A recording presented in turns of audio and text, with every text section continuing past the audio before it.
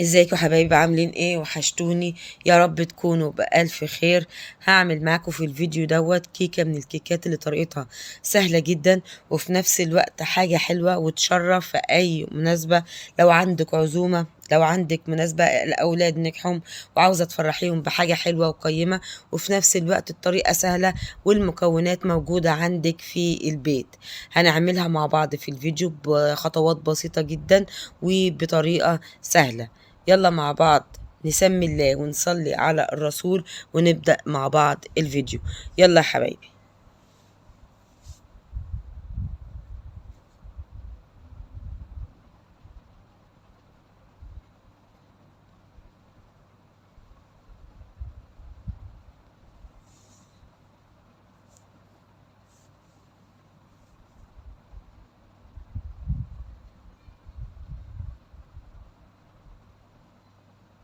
شايفين الكيكة كريمية ازاي؟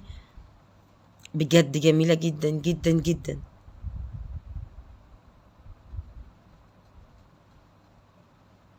المقادير معانا زي ما قلت بسيطة جدا.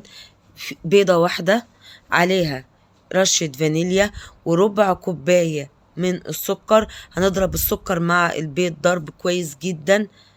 خدوا بالكم من الخطوات طريقتها سهلة وبسيطة، بس أي خطوة منهم ما تتعملش مظبوط ممكن تبوظ النتيجة معانا. احنا ضربنا دلوقتي السكر مع البيض كويس جدا. هنزل عليهم بربع كوباية من الزيت، وكمان ربع كوباية من الحليب،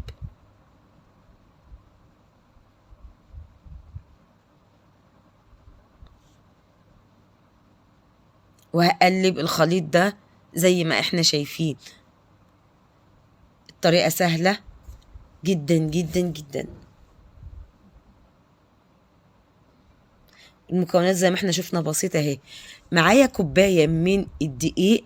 بص، هشيل من الكوباية بما يعادل معلقتين 3 من الكاكاو، وهنزل بالكوباية بتاعتي. يعني انا عاوزة كوباية من الدقيق مع الكاكاو، وهنزل بكيس من البيكنج باودر.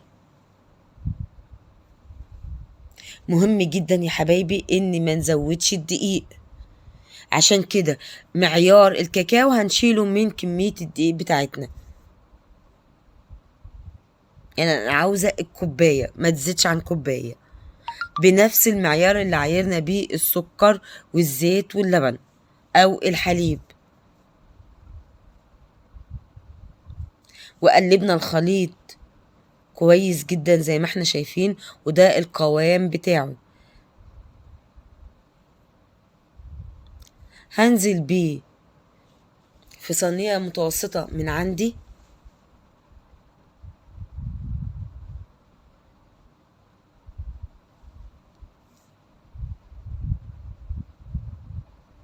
وهبدأ أوزع خليط الكيك بتاعي في الصينية أو أفرده في الصينية، وأحاول بقدر الإمكان أطرد الهواء منه. بعد ما وزعته هتمسكي شوكة أو سكينة وتحاولي إن انتي تضمني إن مفيش هواء جوه الكيك بتاعك زي ما انت شايفة كده. الفرن بتاعي والع دلوقتي وسخن، وعلى درجة حرارة 160، وعلى الرف الوسطاني، ومش هتزيد عن 10 أو 15 دقيقة بكتير قوي، لأن الطبقة رقيقة فما بتاخدش وقت كبير في الفرن. وخرجت معانا اهي. ونبدأ دلوقتي نعمل الكريمة بتاعتنا. معايا 4 كوبايات من الحليب بنفس كوباية العيار اللي أنا استخدمتها. هنزل عليهم ب3 معالق كبار حلوين من السكر، و3 معالق من النشا.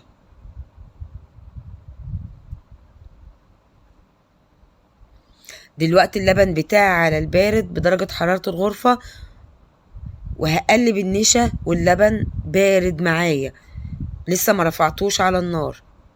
وهنزل بباكو من بودرة الكريم كراميل بتاعي، وبرضه هقلبه على البارد، وبعد كده هرفعه على النار وهفضل اقلب فيه لغاية ما اوصل للقوام بتاعي اللي انا عاوزاه. هفضل اقلب فيه لغاية ما القوام بتاعي يربط معايا.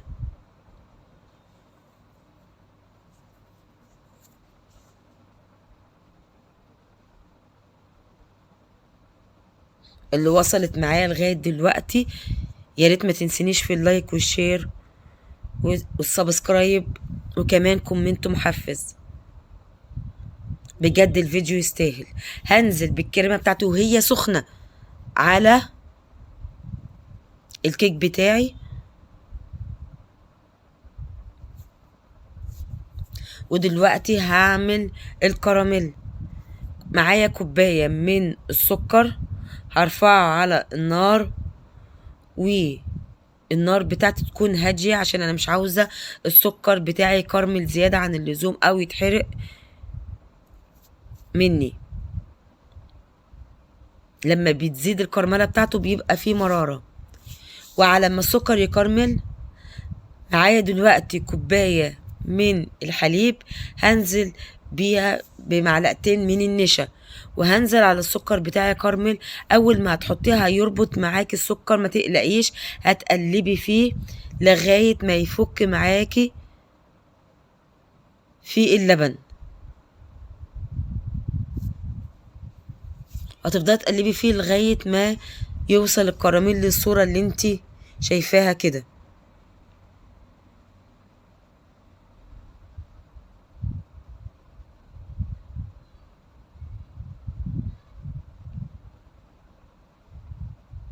هاخد الكراميل بتاعي وهبدأ بالمعلقة انزل على الكريمة، وابدأ اوزع الكراميل كده على الكريمة بتاعتي. بجد صينية كيك تحفة، حلوة جدا جدا. وده السكر او الكراميل اللي موجود في كيس الكريم كراميل. بردك هوزعه على الصينية بأي صورة إن كانت أو بأي شكل إن كان. هنوزعه مع بعض بسرعة عشوائية كده على الصينية بتاعتي.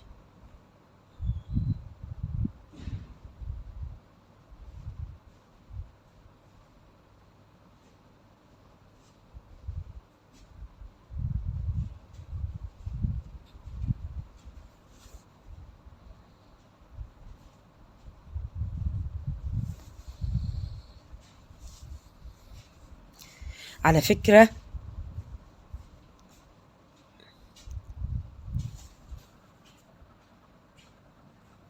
لازما الصينية تتحط في التلاجة فترة على الأقل ساعتين، علشان كل ما هتفضل في التلاجة فترة كل ما هتديني نتيجة أفضل. وآدي الكيك بتاعي، والله يعني يعتبر جاتوه تحفة جميلة وسهلة وبسيطة، وهتقدميها لو في ضيوف أو عزومة، حاجة هتشرفك وحاجة سهلة وبسيطة. ولو في مناسبة أو أي حاجة برضو ممكن تعمليها. يا ريت ما تنسينيش في اللايك والشير والسبسكرايب وتفعيل زر الجرس عشان يوصلك مني كل جديد بإذن الله. واشوفك على ألف خير في الفيديو الجاي. مع السلامة حبايبي، مع ألف سلامة. سلام عليكم.